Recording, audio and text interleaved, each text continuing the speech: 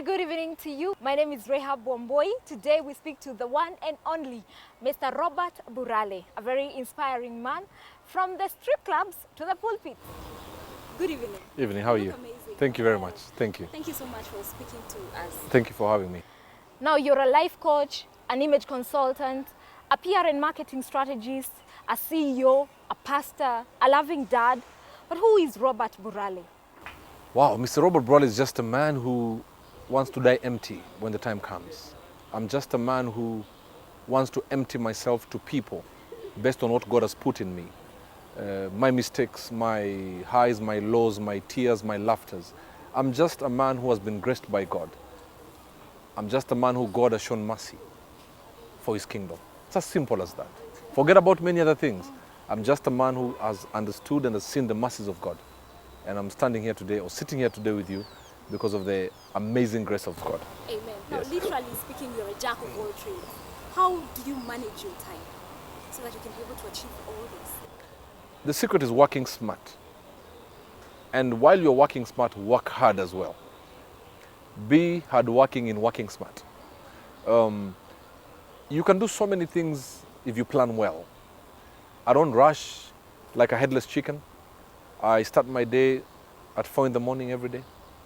Do my prayer, read my Bible, do my morning walk, and as I'm walking, I'm thinking, and then set my timetable for the day, decide what I want to do during the day, and by the time I'm going back home in the evening, I take stock of what I have done. And if you've done 80% of the things you had set out to do, that's a successful day. You're a life coach. You speak so well. You've said lots of quotes. Where does all this come from? Is it prayer, or where does it come from? Prayer, thinking. I have my Thinking Thursday.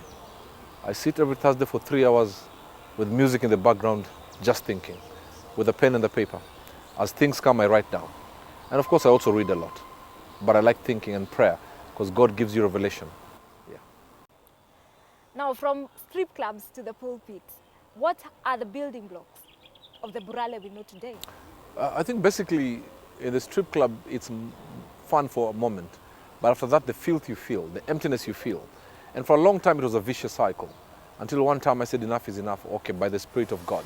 Says, no, you've got to turn a life around. Because I can't be living a life of going to a strip club, waking up the next morning feeling filthy and empty, and then you go back again. You're going back to soothe your emptiness. But the emptiness doesn't really go away. You understand what I'm saying? Yes. So I decided to deal with it once and for all, and God helped me. And that's why I speak passionately about it, and to young people, that you should not be having this kind of thing, because you may not get another chance the way some of us did. Many liken your story to a proverbial phoenix. You've had suicidal thoughts, slept hungry. How did you come out of this? Focus, be a fighter, change some of your friends, look unto God. Now, when it comes to changing your friends, it doesn't just happen like that. No, but you have to be so bold about it, because some of the friends you need to change are the friends who you have fun with. It's easy to change a friend who you don't like, but sometimes the friends you don't like are the ones you need. So the difficulty in changing friends who really are good, you like having fun with them, but are not good for your upward mobility. If you want it so bad, you should be willing to do the crazy stuff, and that's cut off. It takes time, but start immediately. And definitely when you're trying to change the friends, of course people will start saying this and that, like you die. Yes, and that will be said. But if you're focused, if you know you're not doing it from a place of pride, let me tell you, let them speak, let them reject you, let them mock you, let them make fun of you. But with time, results will prove that you made the right decision. Tell us the 4 groups of friends you need to have for you to be successful. The one who knows all your weaknesses but doesn't judge you. The one who knows your strengths and wants to build you in your strength. The one who is where you want to be and will help you grow. The one who fights your battle even in your absence. Those 4, you'll go very far in life. We've seen and had dramas in situations where parents divorce and their child and child maintenance, spouse maintenance, property issues. But we didn't see the same in your situation. What can others learn from you? Be amicable. If you have a child with somebody, understand you're both parents. You have to have a united front as parents to raise that child. Otherwise, later in life, the child will start looking for attention in the wrong places. So maturity and respect and love for the child should propel you into having a very good balanced relationship. Now, talking of the balanced relationship between you and your daughter, it is amazing. It's something most of us don't have. What's her secret? I love my daughter. I love my daughter very, very much. I love her very much. The idea is, as a father, the standard of a man, in as far as your daughter is concerned, is through the father. Her confidence is built from the words the father pours upon her. I need my daughter to know that she doesn't need to go out there for affirmation, because I already do it. And that for me will be my greatest reward when I'm old and gray and ready to, okay, I'm already gray, but much older, and I'm ready to go home, to be called home when I'm much older. I'll look into the heavens and I say, God, I took care of this child the way you wanted me to. You're proud of your daughter? Absolutely, she's a fantastic girl, very brilliant. She has my personality for some, actually, because my daughter's mother is a very laid-back background person, but my daughter is as loud as me. She's all over the place in a good way, and very, very confident. I love her, I'm proud of her, and I pray for her every day. The image of this country is blurred and tainted with issues of corruption, unemployment, and to worsen the situation, companies are shutting down. What can be done to better the image of this country? First and foremost, I tend to think we are our own worst enemy. We tend to amplify, and I'm not diluting the place of corruption. Corruption is a very bad thing, and we need to do something about it. But we cannot be at the forefront of amplifying only the negative about this country. And then we go ahead and complain that the international press, all they see is negative about this country. Well, even when you go on social media, we speak negative about this country. Why can't we one day decide to say the positive things?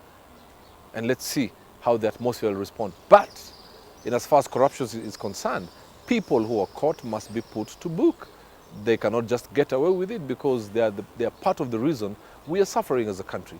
We cannot entertain corruption, but I do believe once in a while there's some good things we can talk about this country.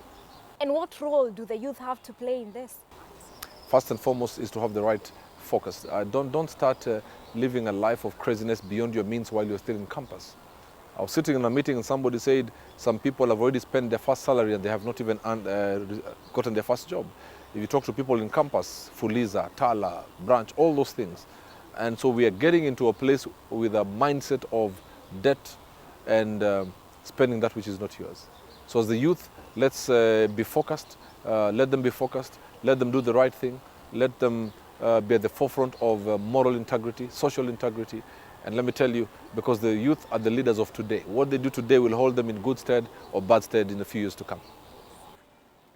You've expressed interest in the topmost position of this country, the presidency. When do we expect to see you vying? I don't know, keep your eyes on the ground. One day I will be president of this country. What will you do different? I'll just be me. And I'm different. Yeah. Better answer. Now, recently, a youth died by suicide in one of the universities because of relationship-related issues. How can this be avoided? I'll tell the youth who are dangling in relationships. Very few people are married to the people they dated while they were in campus. So it's not a matter of life and death. Don't put your heart into it. Keep focus, study. But when you put your relationship so much into your heart, when you're dumped, you want to commit suicide. And it's sad that we lost somebody like that, and may their soul rest in eternal peace. But to the ones who are still dating and you feel heartbroken, I want you to understand, when you're in campus, you're there to study. Some of your parents have had to struggle to educate you. Some of you are on bursary. Do not let anybody make you lose focus. Keep the main thing the main thing. There'll come a time when you're all well and successful, relationships will come. You will get married, you'll have children, and you'll live a fulfilling life. Talking of dating in campus, how can youth ensure healthy relationships? Having the right mentors to come and speak to them. Not just people coming here. You know, the campus people like too much noise, jumping up and down, and there's nothing wrong with that. But there comes a time you say goodbye to the fun and start now listening to some content. Some people who will tell you things about the future based on moral values and the right foundation. Otherwise, I'll just come here with a concert and we jump up and down and you sweat. It's like you're in a gym, but there's no building as far as mental capacity is concerned. So you got to get to a place you have the right mentors. When you have the right mentors, you will be handing over the baton of leadership, the baton of success, the baton of high moral standing to this youth who are the leaders of today. I don't say they're the leaders of tomorrow, because they will be leaders tomorrow, yes, based on what they do today. Are you saying with the right foundation that these relationships that begin from campus can end up in marriages? I know some people who met in campus and they're married, but because they kept the main thing, they kept their study, they kept their focus, they didn't go just sleeping around, and when they were both done, well, they have a family now. Youths have gone to the extent of posting nudity for likes and comments. What does the future hold for our children? Social media is an animal that has the good side and the bad side. If you don't have the right values, you're going to finish yourself. There's what we call the digital footprint. Social media never forgets. One day when you want to go for a top position, and 5 years ago you posted a photo of yourself nude, well, it will come back to bite you where it hurts most. So what I'm going to tell you, if you have the right values, value will tell you not to post nude photos. We are looking for attention, likes, because you don't have identity. That's what I'm saying again. Have the right mentors. Teach on identity, right foundation, and the future is bright. You've reiterated a number of times that men are hunters and that women should keep them waiting until the marriage night. But some women have compromised. Is that their end? It's not done for them. Compromise is bad, but as long as you're still alive, you can make amends. But don't compromise day in, day out, because you'll compromise so much, and then you see somebody you didn't compromise going away with the man you first compromised with. What legacy do you want to leave? I want to be known as a man who died empty. I want to be known as a man who made mistakes, but by the grace of God stood up. I want to be known as a man who owned his mistakes, who owned up to his mistakes, who faced his demon and understood what the grace of God has done for my life. And whatever the Lord has put in me, I want to be known as the man who was not selfish and gave that which the Lord put in me to other people. I just want to be like a pipe, just passing through the water to water other people as the Lord is watering me. I want you to look at that camera and talk to the youth. To the young people, I want you to know that focus is a fuel that will catapult you to a successful future. All I will tell you, once you have the right identity, nothing will stop you. Forget about these excitements of posting nude photos for the likes. Identity is an inside job. Keep the focus. It doesn't matter how your past has been, but as long as you're still alive, look at the future eyeball to eyeball and tell the future, I'm coming after you. And there are only two things. Number one is to succeed. Number two is to succeed the more. And success is not somebody who has not failed.